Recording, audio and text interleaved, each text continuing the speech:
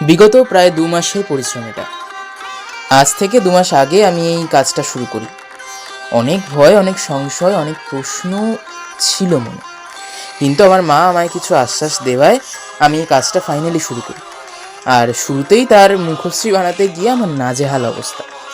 অনেক কষ্টে কোনো রকমে একটা শেপ আনি। তারপর আসি বডি স্ট্রাকচারের কথা। গণেশের তো 2টো হাত করেছিলাম, কিন্তু তার মায়ের তো 10টা হাত।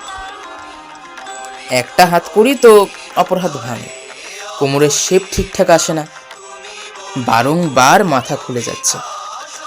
একটা টাইমে এমন মাথা গরম আর এতটা বোর্ড ফিল করছিলাম যে 4 দিন 7 দিন গ্যাপ দিয়ে দিয়ে কাজটা করতে থাকি। এর মধ্যে দুর্গাপুজো, কালী পুজো, লক্ষ্মী পুজো সব তো ছিল। এই করতে করতে কালী পুজোর শেষ দিনে আমি রং করা ধরি। এবার একটু সিরিয়াসলি ব্যাপারটাকে নিয়ে রংটা অবশেষে আমি শেষ করি। সেটা করতে গিয়েও কখনো চাঁদ ভেঙে যাচ্ছে মাথার উপরে, আবার রং শেষ হয়ে যাচ্ছে বা রং পাওয়াও যাচ্ছে না।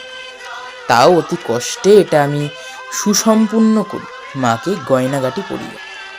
হ্যাঁ, আমি তোমাদের এই গল্পটা বললাম আমার দ্বিতীয় মাটির কাজের সম্পর্কে, যেটা ছিল মা দুর্গার।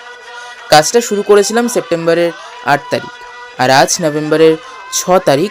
আজ এই কাজটা আমি শেষ করলাম। তোমরা দেখে জানিও কেমন লাগলো।